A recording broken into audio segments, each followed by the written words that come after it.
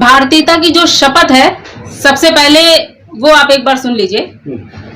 मेरा नाम जैसे कि अरुणिमा भारती है, मैं अपना नाम लेकर बता रही हूँ। मैं अरुणिमा भारतीय ये शपथ लेती हूँ कि मैं किसी भी भारतीय के साथ जाति, धर्म, क्षेत्र, भाषा, लिंग या किसी भी आधार पर कोई भेदभाव नहीं करूंगी। मैं भारत के संविधान का सम्मान करूंगी तथा मैं अपनी इच्छा से अपने नाम के साथ भारतीय शब्द जोड़ने को तैयार हूँ।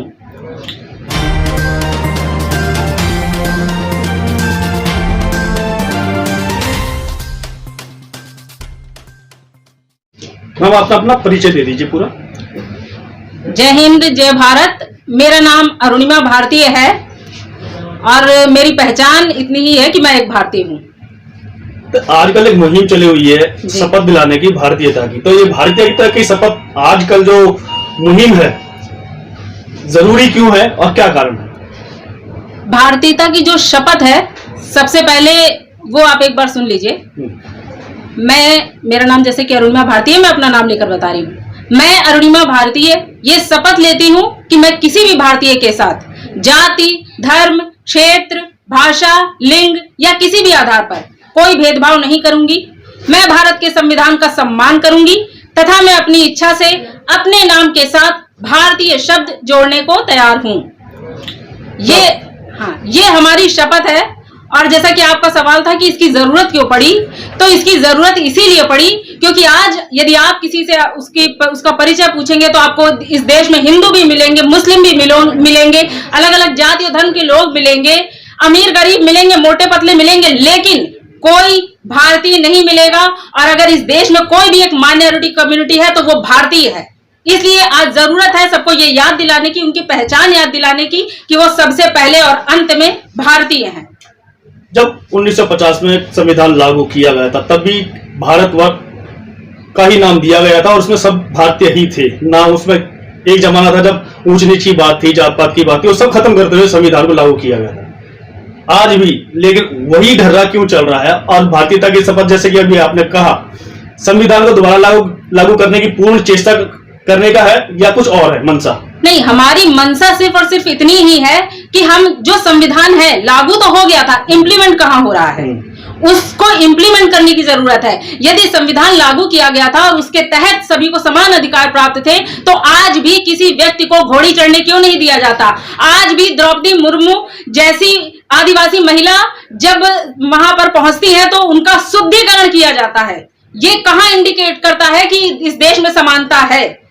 हमारे पूर्व राष्ट्रपति रामनाथ कोविंद जी जब मंदिर जाते हैं तो उस मंदिर के कपाट बंद रहते हैं और सीढ़ियां दोबारा से शुद्धिकरण किया जाता है। तो जब देश के राष्ट्रपति के साथ ऐसा दुर्व्यवहार हो रहा है तो हम कहां कह सकते हैं कि देश में समानता है? इसमें आप कमी किसकी मानते हैं? इसमें कमी ऑब्वियसली जो इम्प्लीमेंट करवाने वाला है उसकी है, देश की, जनता की है। जनता की तो है। यदि जनता की कमी नहीं होती तो ये राजनेता हम पर इस तरीके से शासन नहीं कर रहे होते। ये सत्ता का सुख भोग करके जनता को एक नरकीय जिंदगी नहीं दे रहे होते यदि जनता की गलती नहीं होती, क्योंकि जनता को नेता वैसे ही मिलते हैं जैसी जनता होती है। आपको क्या लगता है कि जिस प्रकार से लगातार भारतीय जनता पार्टी संविधान के एक एक अनुच्छेद को बर्बाद करने पर लगी हुई है, आने वाले समय में कुछ बदलाव आप लोग कर पाएंगे? ऑब्वियसली बदलाव कर पाएंगे और उस बदलाव की शुरुआत ही यह भारतीयता की मुहिम है।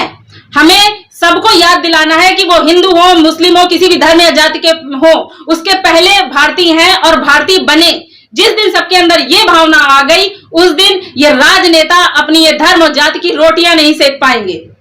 एक शब्द और एक मुहिम और आप लोगों की तरफ से निकली है कि गर्व से कहो हम भारतीय हैं। बिल्कुल, पूर्णतः इसका जो परिभाषित किया गया वो आपने क्या सोच के किया? इसको परिभाषित करने का सिर्फ जो कि मैंने बताया कि हमें भेदभाव खत्म करना है। फिर वो चाहे क्षेत्र का भेदभाव हो, चाहे भाषा का भेदभाव हो, किसी भी तरीके का भेदभाव हो, धर्म जाति के बारे में बात कर चुके हैं।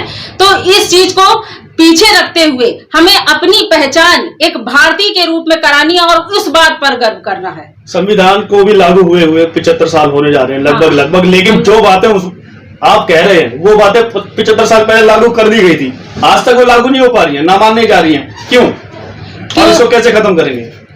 ये तो अगर ये लागू हो जाएंगी तो ये सत्ता की फेरबदल कैसे होगी?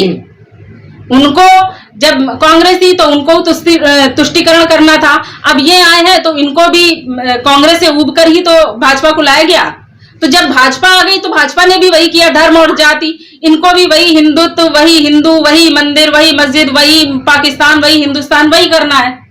तो इसलिए ये चीजें आज तक इम्प्लीमेंट हो नहीं पाई, क्योंकि कभी भी सरकारों ने ये नहीं चाहा कि इम्प्लीमेंट हो पाए।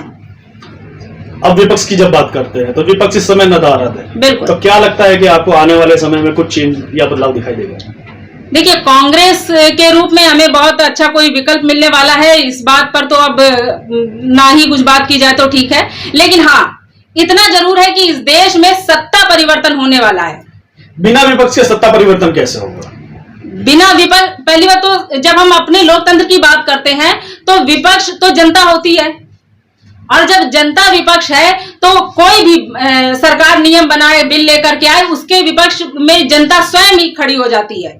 जनता जब विपक्ष आप मानते हैं तो जनता ही आज की सरकार को चुन के बैठाई है कम से कम 2 बार, और तीसरी बार भी मौका मिलने वाला है, रोकेंगे कैसे? रोकने की ही तैयारी चल रही है। व्यवस्था परिवर्तन की लड़ाई जो है उसका रास्ता सत्ता।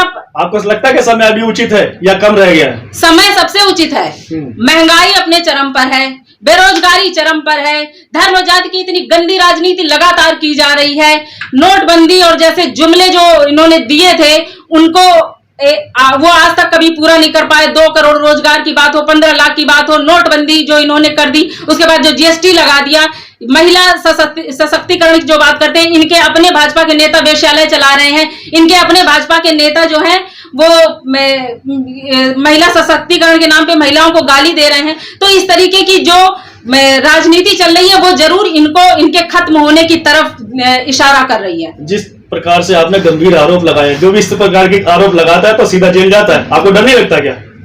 देशद्रोही, यहाँ तो सवाल पूछने वाला देशद्रोही है ही। एक तड़ी पार इस देश का गृह मंत्री हो सकता है और हम जनता सच को सच नहीं बोल सकते, इससे बड़ा दुर्भाग्य और क्या होगा? देशद्रोही, गद्दार, इसी तरीके की संज्ञाएं दी जाती हैं तो दे दें। उस समय भी महिलाएं, ऐसा नहीं था कि कभी इतिहास में ऐसी कोई महिलाएं नहीं हुई, और आज मैं बताऊंगा आपको, अगर इस देश की आबादी 50% है तो महिलाओं को रिप्रेजेंटेशन भी 50% मिलना होगा, मिलना चाहिए। और हमारे देश की महिलाओं को भी ये चाहिए कि वो मुखर होकर के सामने आए। डरना और ये सारी चीजें अगर करना है तो फिर हम उन्हीं गुलामियों में तब भी जकड़े रहेंगे जो आजादी के पहले और उसके हजारों साल पहले से चला आ रहा था। एक आखिरी सवाल, जिस तरीके से राष्ट्रपति मुर्मू जी को बनाएगा, वो भी महिला है, वो भी आदिवासी महिला, किस नजरिए से देखेंगे आप? जैसे रामनाथ कोविंद जी को बनाया गया था, वो एससी समुदाय से थे और उनके एससी कैंडिडेट के राष्ट्रपति होने के बाद दलितों का और बहुजनों का जितना विकास हो गया, हम समझते हैं मुर्मू जी से भी उतना ही विकास होने वाला है। बहुत उम्मीदें करना तो बेकार लगता है मुझे, और एक महिला राष्ट्रपति बनी है वो भी जनजाति की, ये बहुत अच्छी बात है। लेकिन मैं चाहूंगी कि वो जिस तरीके से रबर स्टैंप की तरह उनको यूज किया कोविंद जी को, मुर्मू जी अपना जो पहचान है उसको बनाए रखें और उनके रबर स्टैंप जो होने वाली बात है उसको दरकिनार करते हुए एक राष्ट्रपति के रूप में एक अलग छवि, एक अलग परिभाषा वो देश की जनता को और महिलाओं को, खासकर महिलाओं को।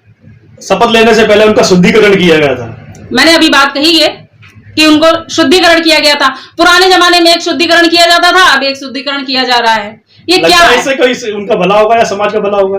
ये बात तो गलत है, दोनों तरीके से, करने वाला भी गलत है और सहने वाला भी गलत है। मुर्मू जी को भी चाहिए था कि ये उन्होंने ऐसा एक्सेप्ट किया, ये भी बड़ी चीज है। लेकिन अगर इस तरीके की शुद्धिकरण की जो रिवाज है वो कंटिन्यू आगे रहता है तो ये तो सोचने वाली बात है, और अगर हमें मौका मिला तो हम जरूर इसका विरोध करेंगे और सामने से विरोध करेंगे।